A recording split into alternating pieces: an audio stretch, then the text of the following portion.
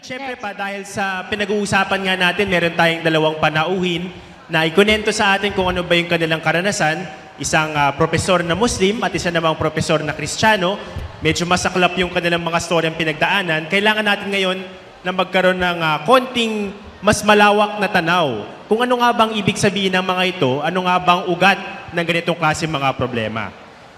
And we're lucky, Atom, because we have with us this afternoon no less than po yung Undersecretary ng OPAP na si Sir Luisito Montalvo. Sir?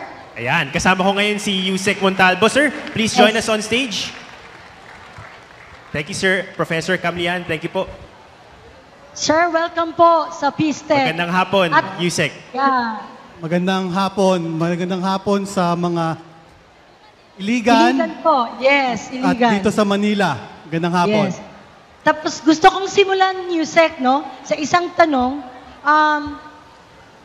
general ano lang po, yung sagot, kailan po ba yung isang biktima ng isang karahasan, na gaya nga ng mga experience na narinig niyo, kailan yung isang biktima nagiging perpetrator? Sa tingin ko, marami naman, lalo sa high school. Dumaan din ako sa high school nung matagal ng panahon. Sa high school, uso ang tuksuhan, di ba? Sino dito ang nakaranas ng tukso? Sino raw ang natukso na sa eskwelahan? Tukso. Tukso dahil sa itsura. Tuksuhan na hindi Dahil tukso na ano? sa damit. Dahil sa kaibigan. Dahil sa pamilya. Pag tinukso tayo, anong uso nating gawin? Gumante. Tama? Tama. Paano na lang kung tuwing papasok ka, lahat ng karanasan mo, tinutukso ka? Anong gusto mong gawin? Gumante ng gumante ng gumante. Tama? Maliban na lang kung meron isang teacher o principal o magulang na pwede mong lapitan para itigil ang panunukso sa'yo. Tama? Ibig sabihin, meron kang pwedeng lapitan para iligtas ka sa pang-araw-araw na panunukso. Sa tingin ko, yung biktima ng diskriminasyon, nagiging perpetrator o siya naman ang nananakit kung wala siya nakikitang pamamaraan para itigil ang diskriminasyon sa kanya. Sa tingin ko, yun ang nangyayari.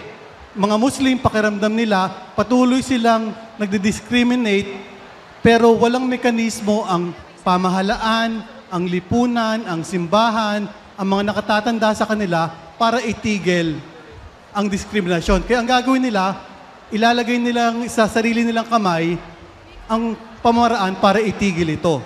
Gagamit ng dahas, mananakit ng ibang tao, para makiramdam nila makagante.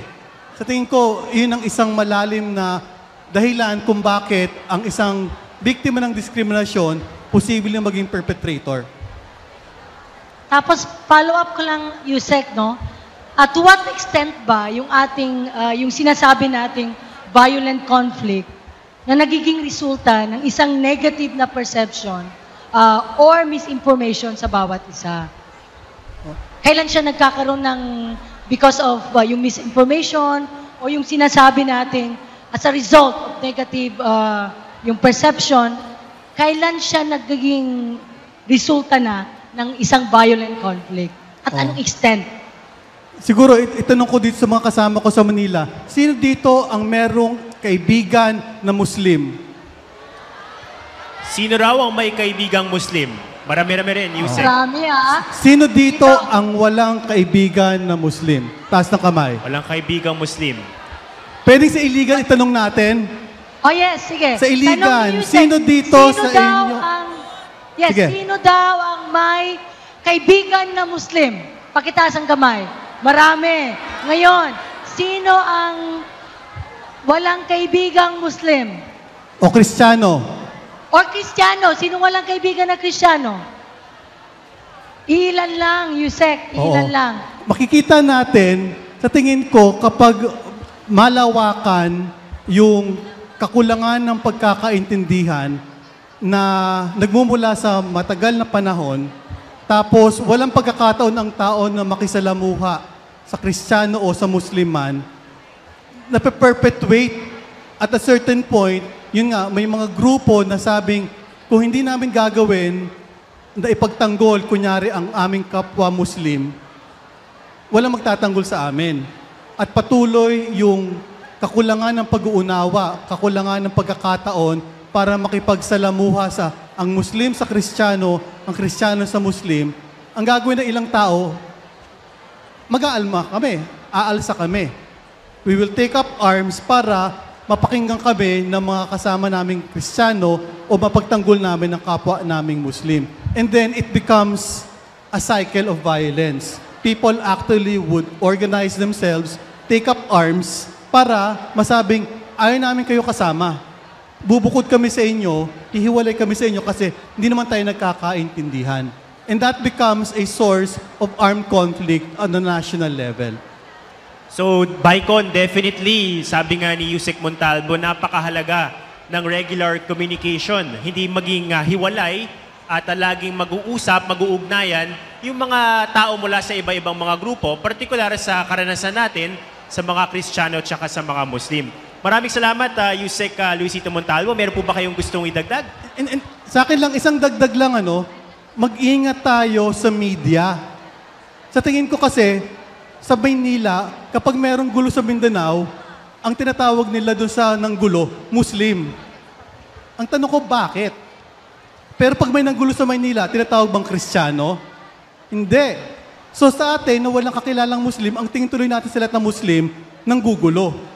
Pero ang tingin naman dapat natin doon, yung taong nanggulo, hindi dahil sa Muslim siya, kundi dahil nanggulo siya. So akin, ingat tayo sa pagtanggap, natatanggap nating mga mensahe sa media. Maraming Yusek. salamat, Yusek. Well said, Yusek. Especially na ang katabi mo dyan, taga-media. I hope mag-advocate na rin si Atom sa kanyang mga kasama. Tama yan, thank tama yan. you. Yes. So thank you very much. So ngayon, Atom, ngayon yung chance natin na bumuo ng yung mga small groups, no? Ito yung opportunity kung saan yung ating mga participants from Manila o Iligan po pwedeng bumuo ng small groups to share their experiences on discrimination or on conflict. So, nasaan ba yung ating mga facilitators? Okay, facilitators din dito sa Manila. Ready na sila, Baikon. Ready na? Okay. So, kung po pwede, maggrupo na tayo, no? So, we will give them 12 minutes to share among themselves yung ating mga kani-kanilang experiences. So we will give them time and we can actually join them, Atom, para marinig naman natin yung kanilang mga different experiences. Okay, Iligan, Manila, you have 12 minutes para sa ating small group discussions at magbabalik tayo after 12 minutes. Yes. So thank you very much kay Yusek at kay Professor Aspirin. So, Atom, ikaw na munang bahala dyan and I'll take charge of your team here in Iligan, ha? Yes, kaming bahala dito.